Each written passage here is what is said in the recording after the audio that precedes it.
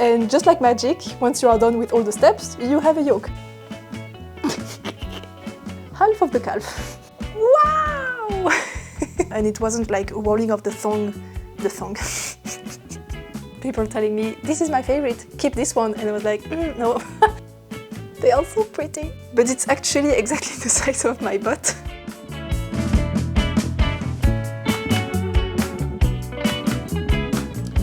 Hi, my name is Maya and welcome to episode 76 of my knitting podcast, where I share all my thoughts, process and other random stuff about all things fiber related, but mostly knitting.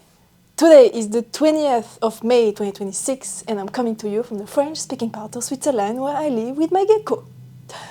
I have a ton of stuff to tell you about today, as usual, but especially I have a pattern release, and not any pattern release, I have the Patagonia Peaks Lite release. Finally, after what feels like 2 years. No, absolutely not, it was 6 months, but whatever.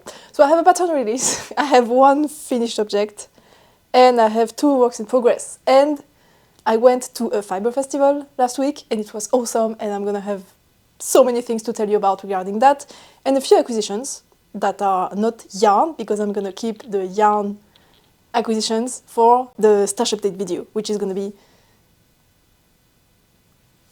I don't know when, next week or in 2 weeks, I don't know, whatever, it doesn't matter. So that's it for today's program. So first, what I'm wearing, which is the pattern release of today, which is the Patagonia Peaks Lite, and I am so proud of it and so happy that it's finally out in the world. I mean, for me it's not, because we are Wednesday and the pattern goes out tomorrow on Thursday, but for you, it's gonna be out already. And I'm so happy, I'm so excited, and I hope you're gonna be happy as well. So first, a few details about the pattern. I'm not gonna go all into the full story and the origin megaverse of the pattern, because it's going to be a bit too much and I don't want this video to be 2 hours, and also most of you know about this already. But for the new faces around here, welcome by the way. This is the DK weight version of the original Patagonia Peaks pattern, which is the pink one, that came out last fall, so in fall 2025.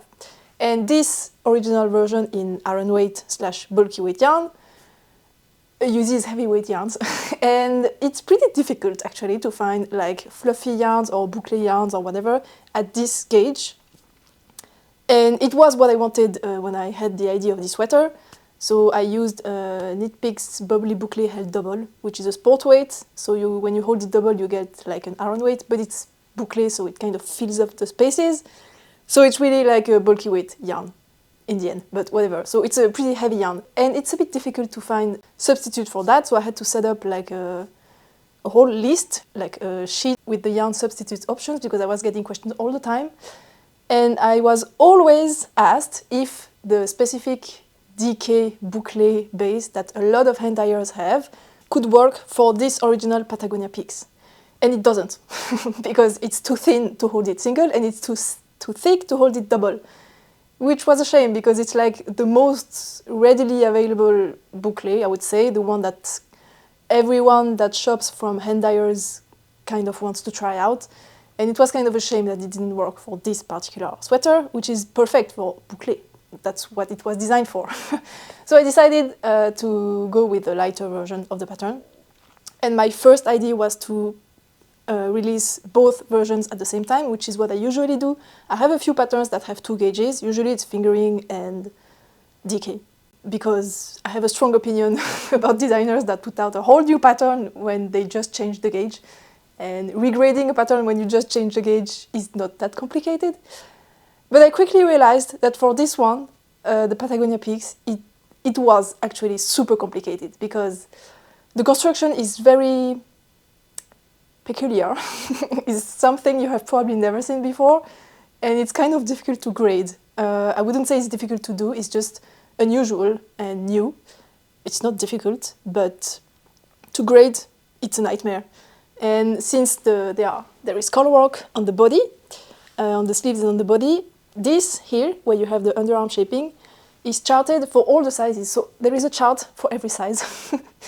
And if I wanted to keep the same proportions, I mean, you cannot see because this is a pastel version, but if I wanted to keep the proportions of the triangles the same from iron weight to DK weight, I had to do another chart. So it was just a completely different pattern. And I quickly realized that it was just way too much work to try to put out the two patterns at the same time. It was just impossible. I promise I tried. I really tried until like a few weeks before the test call, but there was a real reason that I did things that way. But whatever. I also had to change the grading of the shoulders. So the shoulders of the DK weight version are much narrower compared to the original one, which has slightly dropped shoulder. There's a whole reason behind that as well, mainly that DK weight fabric doesn't behave the same way as Aran weight fabric. That's a whole topic, and I already talked about this a lot in a precedent podcast episode, so I'm not going to tell you the story again, but basically the test started with the first version of this DK weight, and halfway through the test I realized that I couldn't just take the grading I had done for the original version and just change the gauge. I also had to change the actual proportions of the sweater. So I had to regrade the thing halfway through the test, which is why I pushed back the release, because this was supposed to go out beginning of April, and we are now end of May. But it was all for the best. Now I'm really, really proud of the result. The shoulder fit is amazing, awesome, super clean, and it fits so well. It fits everyone, and I'm super happy, and I'm glad I did that. But whatever, that's not what we're here to talk about. So regarding the construction, it's a mix of bottom up and top down. And there is a reason behind that. So first you cast on at the bottom of the yoke here, and you cast on in this color, which is the main color. And then you start working your way up in garter stitch. So this is all garter stitch. And you do decreases here to decrease the sleeve stitches. You don't do anything for the body until you are left with a few stitches here on the sleeve cap on each side. And then you do the shoulder shaping, which is a whole thing in itself, which is kind of the tricky part of the pattern. Well, so basically, if you've already done the ziggurat method, which is a way to shape a set-in sleeve in the round without ever cutting your yarn, so you shape a little bit of the back and then a little bit of the front and then a little bit of this front, all while doing back and forth knitting without ever cutting the yarn. And once you get to this point, you join the front neck, you are in the round, and you have a set-in sleeve shaping. But that's top down, and I wanted to do bottom up. I'll explain later why. So I had to kind of come up with this construction because it doesn't really exist. But it's pretty satisfying to do. It's like just decreasing stitches and binding of stitches. Here you do a double bind off technique on the shoulder and short rows, lots of short rows, because the shoulders are sloped, the front neck is sloped, the back neck is sloped. The fit is excellent. Not to toot my own horn, but it is. And just like magic, once you are done with all the steps, you have a yoke, and it fits on your shoulder, and you just have the live stitches for the collar. And it's a pretty awesome experience. All my testers have said that it was incredible, and like it just feels like magic. Then you have the double folded collar, and then you have the button plackets here that are picked up, and you use a double pickup technique. I'm trying not to move the mic too much, but yeah, you use a double pickup technique so that the pickup stitches are not visible on the inside, and you have a very clean finish from both sides. And then you can pick up the stitches from where you cast on here, and you work the rest of the body and the sleeves in the round, in color work. So the reason I did that is because when I started designing the thing, I really wanted a different color yoke, like a yoke in a solid color, and then color work on the body and the sleeves. But if I did like stockinette, simple stockinette on this part, and then color work here, then this fabric would be twice as thick as this one, which I didn't want. I kind of want the warmth up here. And on top of that, since I wanted to have an opening here for the button plackets, I mean the buttons, the quarter zip, I think it's called, it meant that I would have to work the stockinette flat, which is, if it's avoidable, I will avoid it. So that's why I decided to go with garter, because garter stitch is thicker, like the fabric is actually thicker, and would match much better the thickness of the color work. Plus, since this part is worked flat, you only knit, because it's garter stitch. So that felt like the perfect option. And then once you pick up here and work the rest top down, it's color work in the round, so it's smooth sailing. So it's all just fun, just nice experience and new techniques and very interesting and engaging construction. And I like it. Now, you might be wondering why didn't I just do the zigzag constructions for the yoke, like I could have just knit from the top down. And the reason for that is because I used bouclé, and bouclé has a terrible stitch definition, and it's just more difficult to do increases and pick up with bouclé yarn than to do decreases and bind off. So when you do from the top, you have to like pick up stitches over the shoulders, and you have to do increases here. And it's just a bit annoying. So I just wanted to do this part bottom up so that you could do decreases and bind off. It's just easier. And I don't know, it's just more fun. You have less and less stitches, so it goes faster and faster, which is kind of cool, I guess. So that's it for the construction. This version is my summer sample, so I'm using summery yarn, kind of. So this is Robinson by De Rerum Natura, and the colorways, so this kind of dark beige, it's Loutre, and then I have this light blue, which is Muscari, the greenish kind of is Sirène, and the beige is Nougat. And then my first version, which is the bouclé version, is this one. And this is using the DK bouclé yarn. That's very popular among the hang dyers, the one I told you about. So the main color, the purple, is from Explorer Knits. It's the Bluebird Day colorway. And then the fade of blue, so the light blue, the medium blue, and the dark blue are custom dyed just for me by Breathing Color Fiber Co. Because I had this one already. I had both other colors, but I realized that they were really not what I expected them to be when I saw the pictures on the pre-order and what I received. It was just not the same. So I destashed those colors. I kept only the one I liked. And I tried to find other colors that would match it. I couldn't, so I did a call on Instagram to ask if a hand dyer would agree to dye custom colors for me, and this person agreed. So thank you so much, Bella. Thank you again. And she did such a good job. It was exactly what I wanted. I wanted the fade of the same shade of blue, light, medium, and dark. And I mean, the contrast is awesome. It's so perfect. Oh, I'm so happy. So this is my first version with the shoulders that are a bit too wide. So you can probably see in some of the pictures that there is this weird bunching of fabric at the tip of the shoulder. That's because it fits like a drop shoulder because they drop. But the shaping of this part is like a satin sleeve, and if you do a satin sleeve with a drop shoulder, it makes this thing which looks pretty bad. And a few testers carried on with this first version of the design because for them it was okay. So if you see testers' pictures that have this, that's because it's the older version of the pattern. So the new pattern, the revised pattern, fits like this. There is no weird princess sleeve thing, bump happening at the tip of the shoulders. That's the older version. And by the way, this one is oversized. This is size 3, and I should do size 2, but I just wanted something bigger, so I did that. And I have worn it a lot also, so you can see how it looks like after a bit of wear. So you have the creases here on the arms, and the elbow is doing a bit of the baggy thing here, but I think it still looks pretty cool after so much wear. It's not peeling too much either. So yeah, 10/10 recommend the yarn. By the way, it's a mix of merino and recycled cotton, and it's woolen spun, which is unique. There is no other woolen spun mix of merino and cotton in worsted weight. It just doesn't exist. This is the only one, which is pretty rare. Usually there's at least a few options in a certain type of yarn, but no. I went on yarnsub.com and I did the research, and there is nothing. You can only find 100% wool or worsted spun. And there are only pastel colors in this particular yarn because they use undyed recycled cotton, which is white, and they mix it with the dyed merino.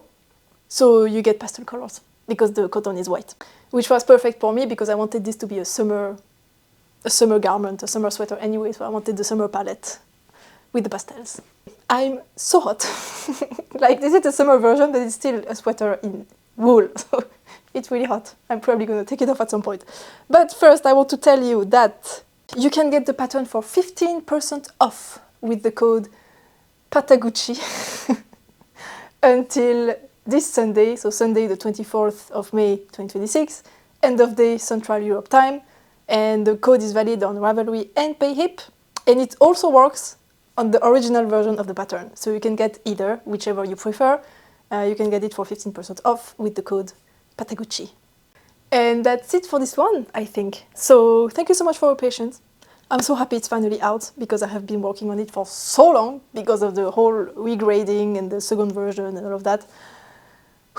I'm just happy it's now done and finally finished because, yeah, I just want to move on and do something else. So let's move on and talk about something else, which is much less major.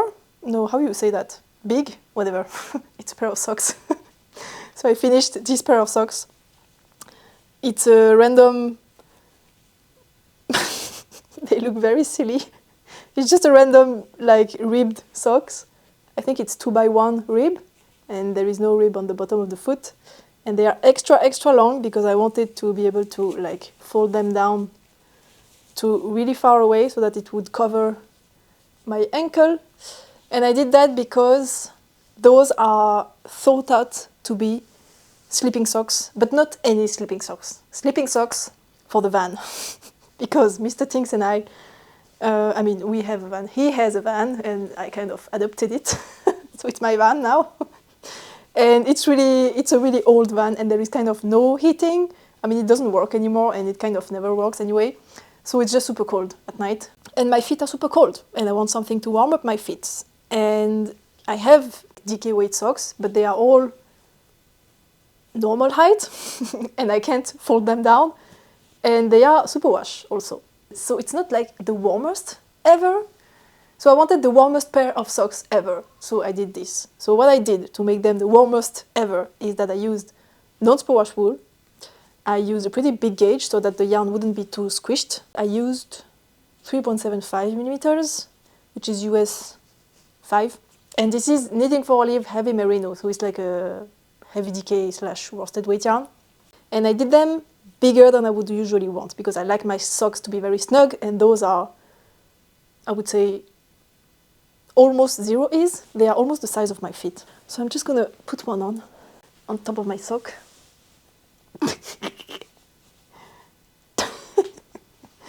So yeah, I have a sock below this, but they are definitely not as snug as my usual socks. And the point is to fold them like this, so that I can have a nice toasty cuff. Oh, my foot is already super hot. And so that I can like tuck my pants in them whenever I sleep, so that the pants doesn't ride up, because that's when I get cold, and then I have this part of the leg that's cold. And then I wake up and I cannot warm up again. So those, if I really need to, I can also put them up like this so that I'm really covered until half of the calf. Half of the calf. That's fun to say. So yeah, that's why I made them so long and so big. It took ages, and I was hoping they would use a ton of yarn because they are so long. They didn't. I had like 3.5, almost 4 balls, 4 50-gram balls of this left. This is the colorway French Anemone, by the way. And I used less than 2. So I have 2 full balls left, and I'm a bit annoyed because I wanted to use more than that.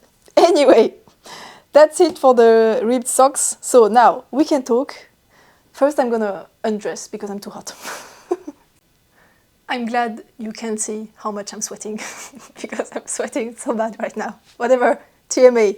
So now I have something really interesting to show you, which is my next sweater design. I did good progress. So last time I only had some swatches, and in the meantime I have made up my mind on the textures I wanted to use, and I have cast on the actual sweater, and here it is. Wow! It's so good! Look at those textures! Oh my goodness! And I have a name. I decided on a name. I was chatting with a few people on Instagram, and I was chatting with Katana, which is a friend of mine, a knitter friend of mine, and she came up with the name Bountiful. And it's perfect. So it's the Bountiful sweater. Oh. So the main idea is that I have those textures here. This one really looks like wheat, like the actual wheat plant, farmlands, crops, whatever. And kind of all of them look like farm at some point, if you want to look at them that way. So like these would be the rows in a field, and this also could be little, I don't know, little crops or stuff growing, or yeah, just in general there is a field theme, a farmland theme going on with those textures. So I wanted something related to that. But the field sweater is already taken, the crops sweater is already taken, like all the cute names that are related to farmlands are all taken. I had lots of very cute suggestions on Instagram, but again, most of them were already taken. Or like too long, and it wasn't like rolling off the thong, rolling off the tongue in a nice way. But Katana came up with the name Bountiful, and that's perfect. So in case you don't know, which I think I didn't know. I had heard the word, but I didn't really know what it meant. And bountiful is like plenty or something abundant, and it's related to fields, like the yielding of a field. How do you say récolte? Récolte. And you say like a bountiful harvest. Harvest sweater is also taken. Yeah, so you say bountiful harvest, which is like so perfect because you harvest the wheat, you harvest whatever crops you have growing in rows, and you harvest whatever, yeah, anything. Bountiful harvest, bountiful sweater. It's perfect. I'm very happy with this name. And I'm glad I found one because I had no idea what I wanted to use, because everything was taken and it was getting frustrating. So we have a name, we have a beautiful sweater. So let me tell you a bit more about this. So the yarn I use is Solace, worsted by Wool & Twine Fiber Studio. It's a non-superwash blend of 75% Rambouillet and 25% brown BFL. So it has this kind of beige shade because of the brown BFL. As you can see, it's a little bit shiny, a tiniest bit shiny, and it's very, very springy. It has a lot of memory. It's extremely soft because Rambouillet is extremely soft. For me, BFL is itchy. I did the test where I put one of the swatches inside my sweater for a while. It is a little bit itchy. I can wear it because all my sweaters are itchy anyway, except this one. This one is not itchy at all, by the way. Fun fact. It's merino d'Arles, which is the softest merino there is. So even if you're super sensitive, this one works. But I'm super sensitive and BFL is itchy, so yeah. I can feel it a little bit, but all my sweaters are itchy, except this one. So I'm kind of used to it. So it's the level of itchy that I can deal with. So this was my, this was my second swatch. The first one is here. So I had those beautiful textures. Can you see the drape? Oh my God! It's the BFL. And this is the worsted spun yarn, so it's a bit more, slightly bit heavier and a bit more sleek, and it gives a beautiful drape to the fabric. And also this gauge is a bit bigger because I use 4.5 millimeters, which is US 7. So those were my few, my first tested. So I had this texture, this one, and then I tried this one, which is gorgeous. And then I tried this one, which is beautiful as well, but I just didn't really like the balance between those. It was just, yeah, just not what I wanted. So I tried again with those. So I kept this one, and I replaced the other with this one. And now it feels more balanced, it's more what I had in mind. If you want to see to hear the full story, I recommend you go and watch the latest episode where I explain in detail what is a balanced texture for me and how I went about designing this. And this one is made with a 4mm needle, so it's a bit smaller, so there is a little bit less drape and the fabric is a bit denser. But when you have a knits and pearls texture like that, you want a denser fabric anyway, because it's like knitting ribbing on needles that are too big. It's just sloppy and looks bad. So you have to go down the needle size. So I kind of have a DK weight gauge because I knit the stockinette swatch here, and this is 22 stitches, so it's a DK weight gauge. But you should use a worsted weight yarn, because if you use a DK weight yarn with this pattern, it's gonna look sloppy because of the fact that I'm using knits and pearls. So I used another yarn here to do a test swatch as well, because this yarn is not easy to find because it's a limited edition yarn. So literally, once it's gone, and it is gone. I mean, maybe there are a few skeins left on Yule's website. She did a shop update last week, and she put back a few skins of this, and I snagged one because I think I didn't buy enough, so I snagged one skin, but maybe there are a few left, but whatever. This is difficult to find, and it's also pretty expensive because it's like custom spin for her, it's a unique blend, so I wanted to use something that was more affordable and readily available for everyone, everywhere, so I swatched with this, which is Rosarios Quattro, which is a Portuguese brand, and it's the folklore base. So this is worsted weight, like almost heavy worsted weight, also worsted spun, so same characteristics as this, but it's thicker. So this is 190 meters per 100 grams, and this is 230 meters, I think. So this is thinner, but I swatched and I'm hitting the same gauge. I haven't blocked it yet, but it works gauge-wise. This one is worsted spun, but it's really, really plumpy, so they kind of behave the same anyway. So yeah, this works also beautifully. You have a gorgeous stitch definition, and you're probably also gonna have, I mean, no, I haven't blocked it yet, so I don't know what it's gonna look like once it's blocked, but I guess it's gonna have a beautiful drape.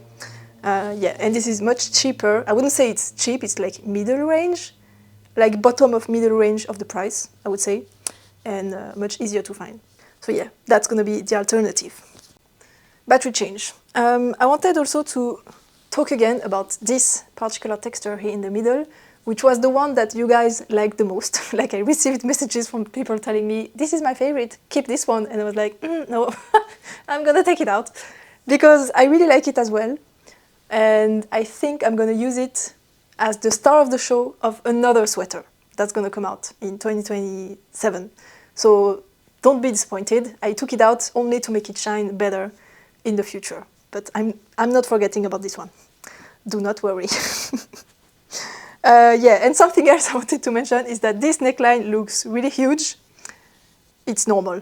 Don't worry, this is not a round neck. It's supposed actually to be like this. So it's gigantic. Yeah, it's huge.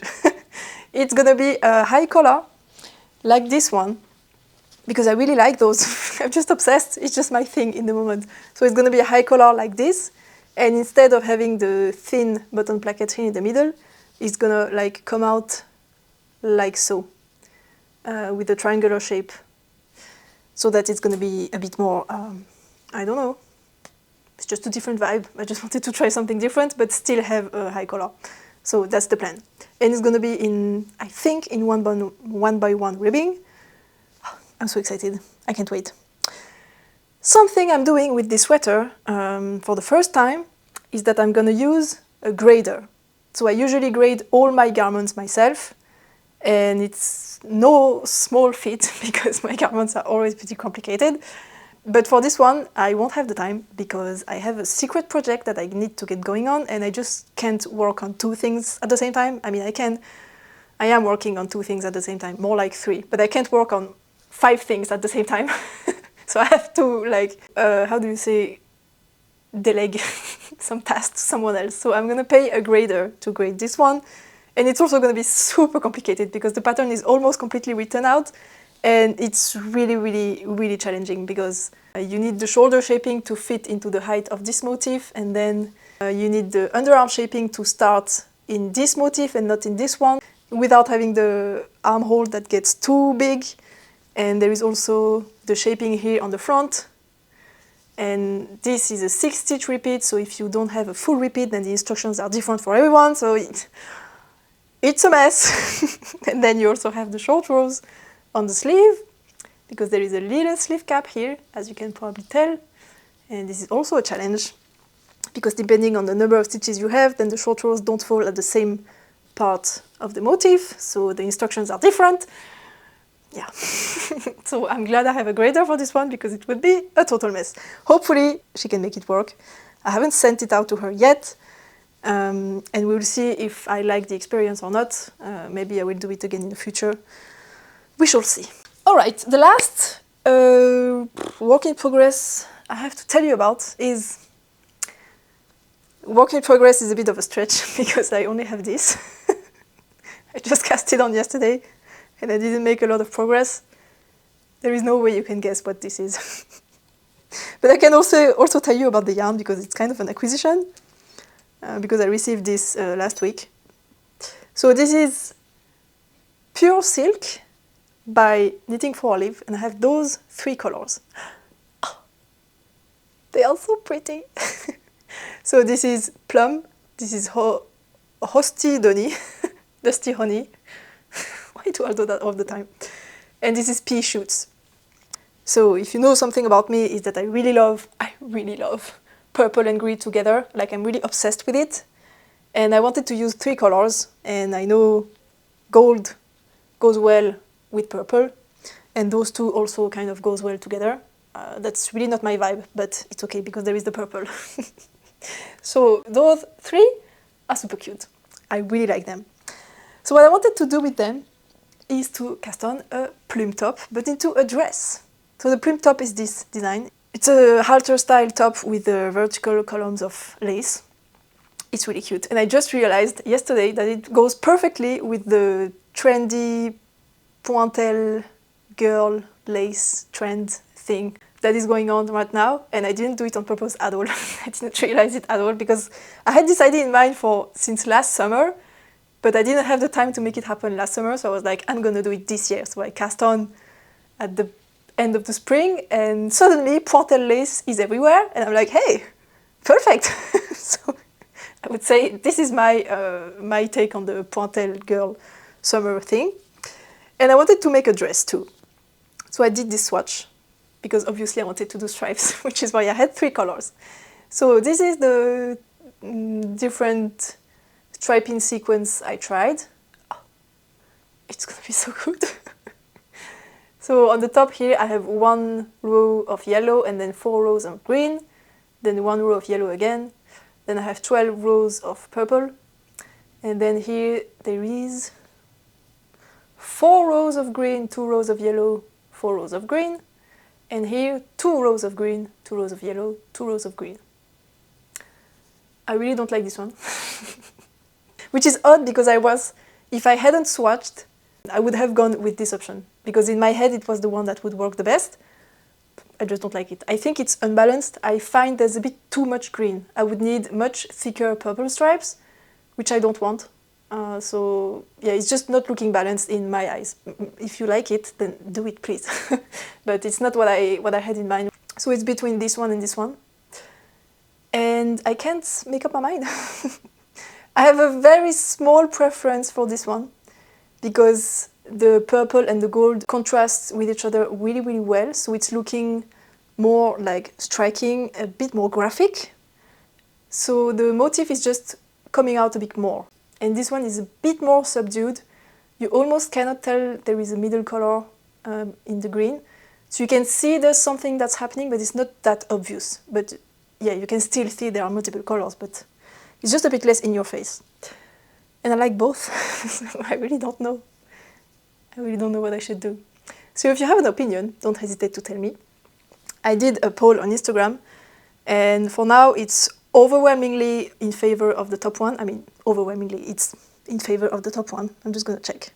Yeah, 47% for the top one, and 27% for the bottom, and 19% for the middle one. So the votes are for the top one. However,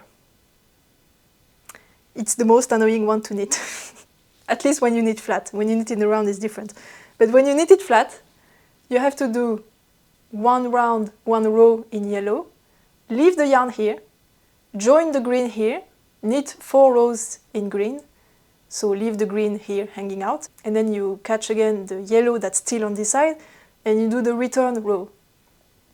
And then the yellow is on this side. And then you need the purple. You end the purple here, and you have to start again with the yellow here. Oh, actually it works. I thought I would have to cut the yarn. Oh no, it's okay. You don't have to cut the yarn. I thought the green would be hanging out here, and I would start again with the green here, which meant I would have to cut the yarn. But actually it's okay. You don't need to. Or maybe, I'm not even sure. Yeah, it's... I think I had to cut the yarn because I started with the green, and I started with the green here. But if I do the same motif, I'm going to start with the green on the same side that is already in, I think. whatever. But it's still a bit more annoying to do because you have to like change the color a few more times than if you just do 2 rows, 2 rows, 2 rows. Again, in the round it doesn't matter, but when you're knitting flat, which is the case for the yoke, of course, I'm just being lazy. I think I'm gonna go with the top one because it's just a bit more striking and I want my dress to be striking. I'm so excited. It's gonna be so me. Yeah. So this is the plume dress that I have just cast on. So this is the neckline. It's just a piece of stockinette. So not much to show for now, but I have my beautiful swatch and I'm super excited. And the test call is coming next week. Probably Thursday, something like that.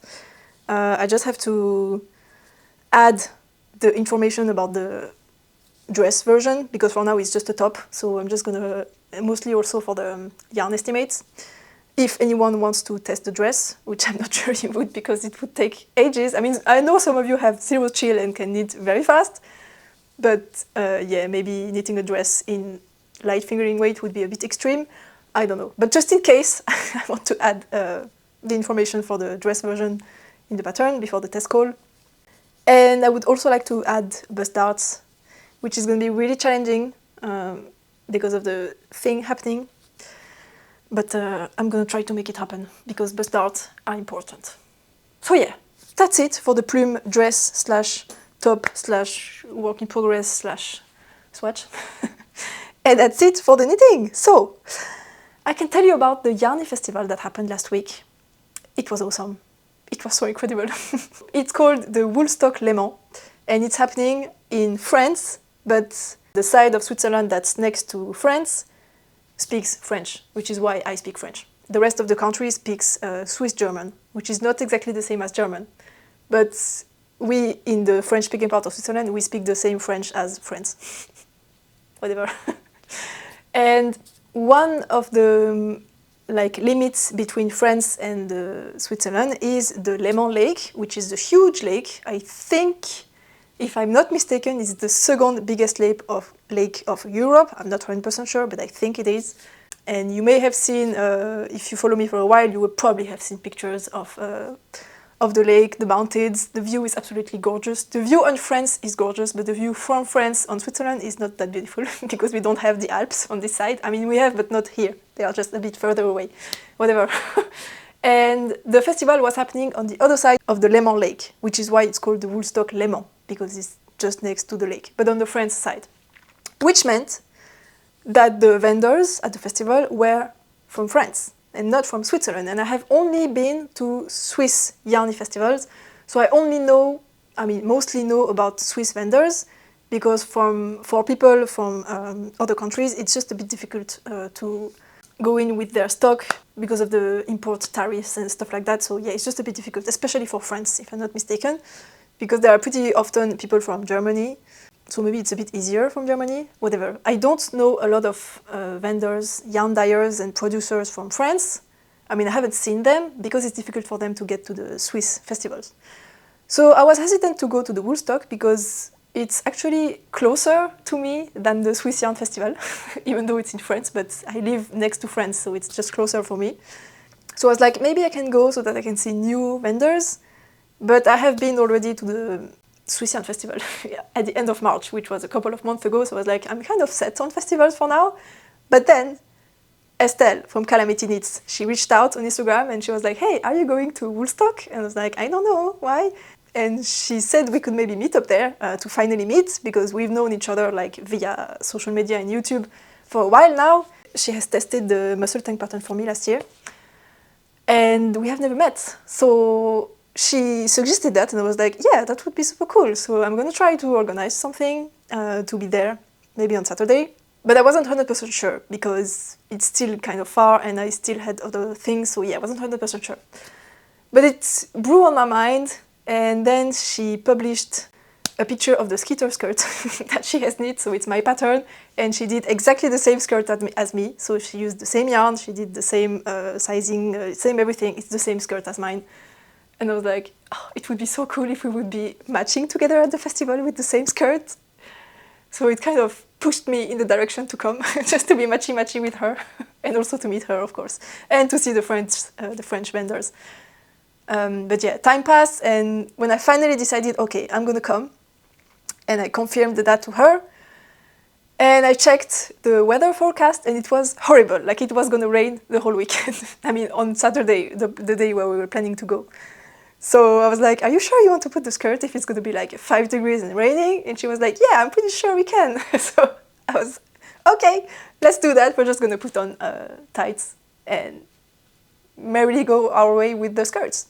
So we did that. And we met at the festival, and it was awesome. Like, I'm not kidding, it was the best festival I have ever been to.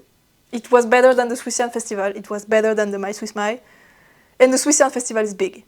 And this one is small, but it was just so good. It was so awesome. I really enjoyed everything.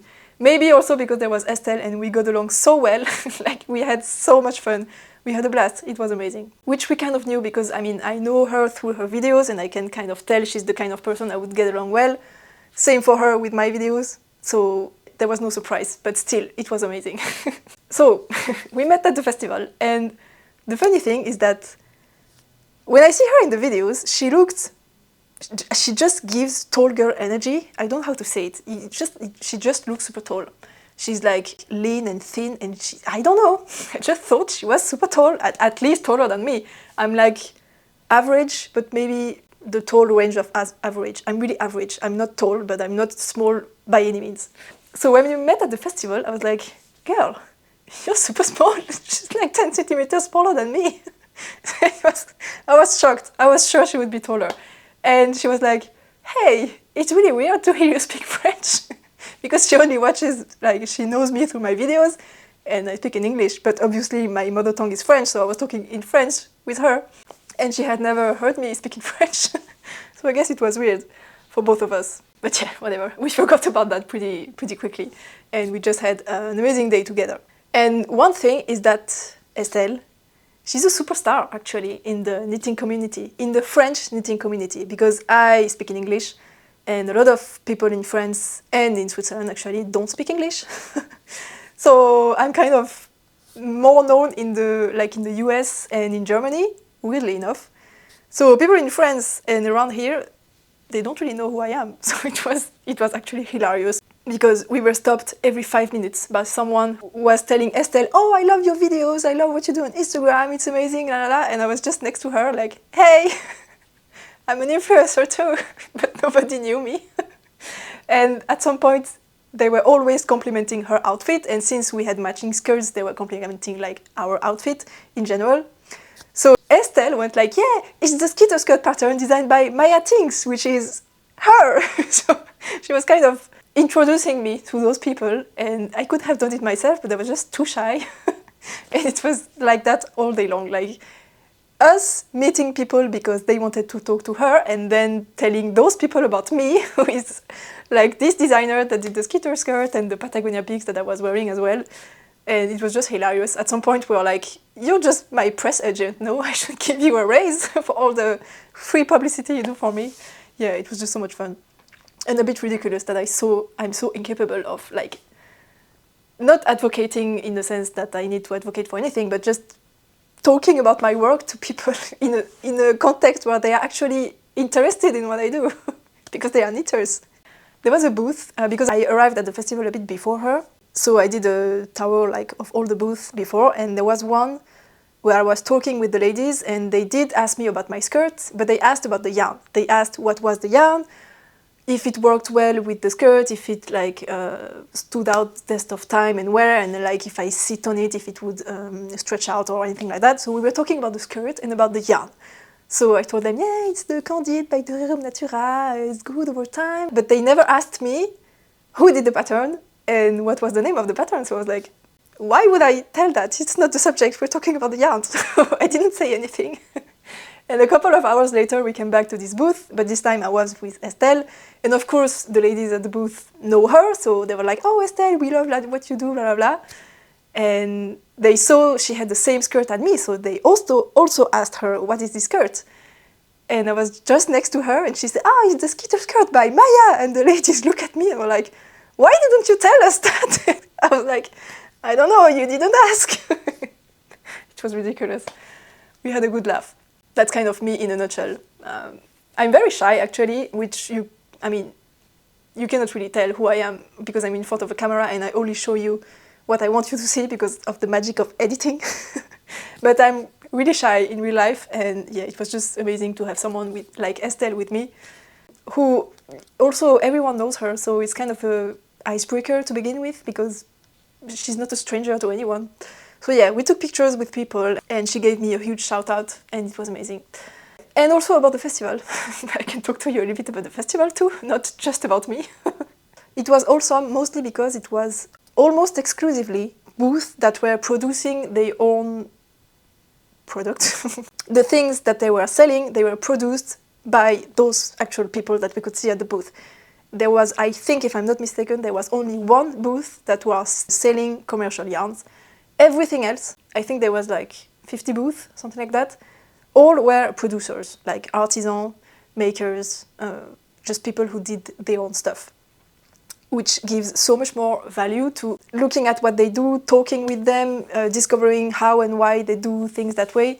It just gives so much more depth to everything you see, just knowing that the person you're talking to is the one who did that.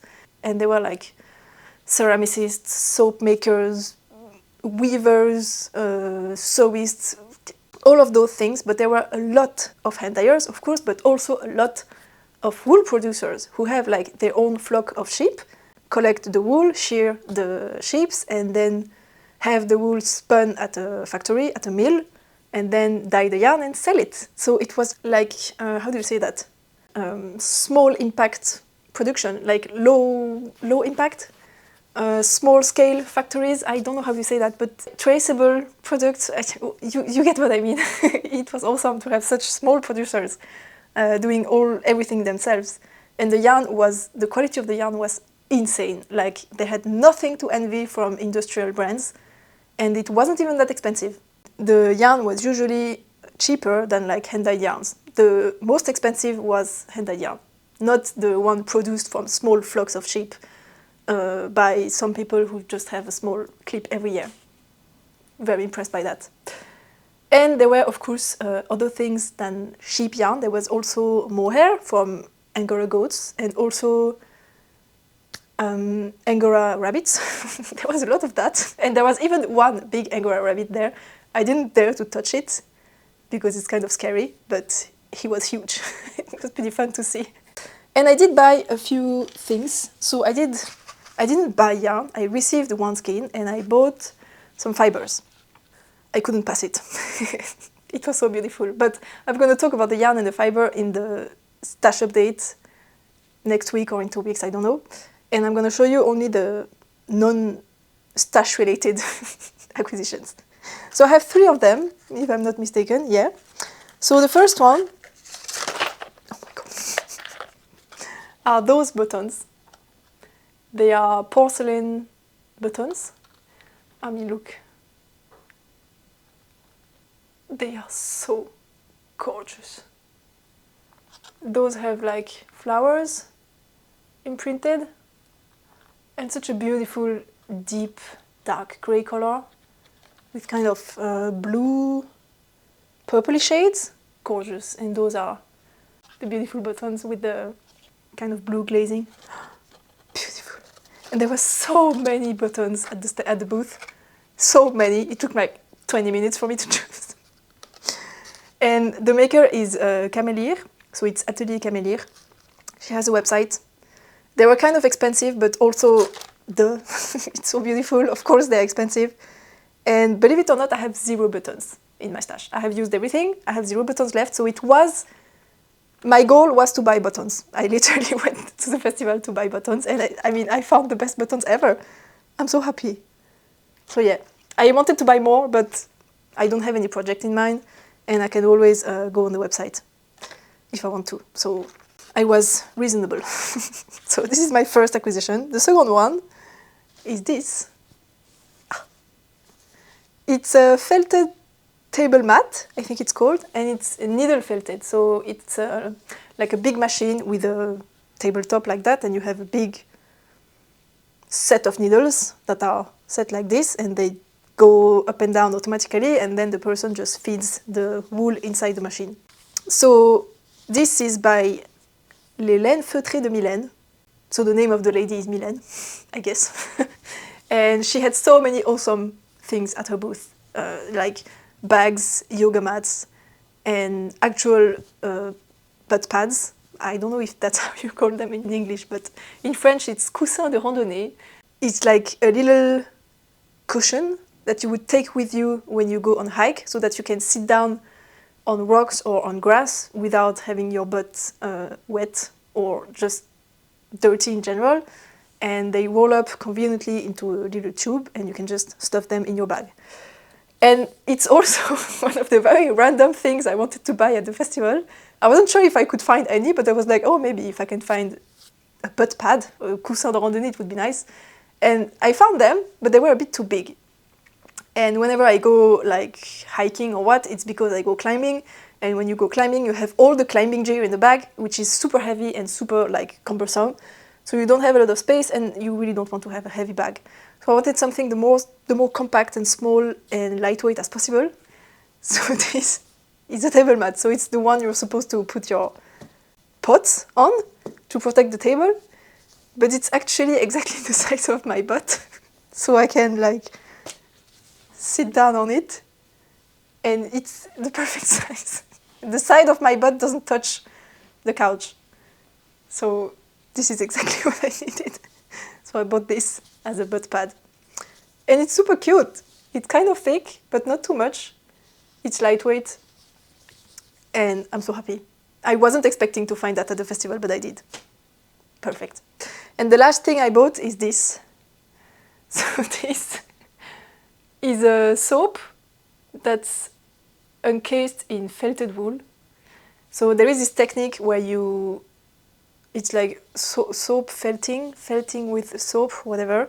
Basically, you take layers of wool and you wet them with water, and then you rub them with soap, and that felts them, and you can create like fabrics like that. But if you put the wool directly around the soap and you rub the soap with the wool, then you have this, which is a soap that's encased in felted wool. And she put on a little string so that you can hang it. And this is going to be perfect for the van whenever we take a shower, because for now we have a little bottle with like eco-friendly soap. It's just not practical at all. So this is going to be so much better. So you can actually like rub yourself with this, and it gives a little bit of a scratch, but not too much. And it felts as the soap gets smaller and smaller. And then you don't have the annoying little mini itty bitty bit of soap at the end, because it's in there, so it's still attached, and you can use it until the end without losing it. It's so convenient. And there were so many booths vending this. So I didn't buy this at the same place as this. So this is from Des Racines et de Fil. But you can do this yourself. Actually, I have a fun story with that, because so there were two booths next to each other that were vending those. And there were two different ladies, but doing the same thing. And I was talking to one of them. She explained to me what it was, and she also explained how to make them. And I was like, why are you explaining how to do the thing if you want me to buy it? But she explained everything. So that's how I could tell you how it was done, because she explained it to me. And then she went, oh, the lady next to me, she has other types, other scents of soap, if you want to check it out. And I was like, so now you're sending me to the person who sells the same thing as you. So I went to the other booth, and she had smaller ones, because the first lady I was talking to, she only had the big ones. And I was like, well, I want the smaller one. So I bought the smaller one from the other lady, which I kind of felt sorry about, because I would have wanted to support the one who explained to me how to do those. But yeah, she only had the big ones. So that was when I was alone. And then we came back with Estelle a few hours later, and the lady was not at the booth. So I was just explaining to Estelle, this is felted soap, blah, blah. And it's pretty funny, because the lady explained to me how to make them. Like, she's definitely not the best at selling her stuff. And then the lady came to us, and the first thing she said to Estelle was, they're really easy to make. Do you want to learn how to make them? No, of course, it just proved everything I had just said, and Estelle couldn't stop laughing. And I guess the lady didn't really understand why we were laughing so hard, even though it wasn't really funny. Like, she didn't say anything funny. But yeah, to us it was. That was really cute. Alright, that's my haul from the festival. I mean, except the yarn that I'm gonna show you in the stash update video, that I don't know when it's gonna come. And that's it for today. Oh no, I have something else to tell you about. This video is so long, oh my god. So the festival was the Woolstock Léman. And there is also a YARNY festival happening in Switzerland near me, which is called the My Swiss My, which is happening usually in October. And they were teasing on Instagram for a few weeks that there was something that was going to happen between Woolstock Léman and My Swiss My, but we didn't really know what, and it was going to be announced at the festival, and they did the big announcement, and it's actually a cruise on the Léman Lake, on the biggest cruise ship on the Léman Lake. And it's going to be like a huge knit night, except it's not during the night because it's going to be during the whole day. It's kind of hilarious. It's like a really epic idea. There's going to be like a kit for an exclusive pattern for the cruise that's going to be designed between a Swiss designer and a French designer. So people are going to like arrive at the ship, the cruise, on the morning and then cast on all together and then spend the day together tarrowing the lake, which is pretty big and it takes the whole day to do the tarrow of the lake. And there's gonna be VIP, like knitting community VIP. And of course, who's gonna be a VIP? Not me, but Estelle from Calamity Knits, because she's a superstar. Which was pretty funny because I had no idea. I mean, I hadn't even asked her and she didn't tell me anything, so it was pretty fun to have the surprise just as anyone else and to actually hang out with the person that was the surprise herself, but I wasn't aware of it. So, yeah.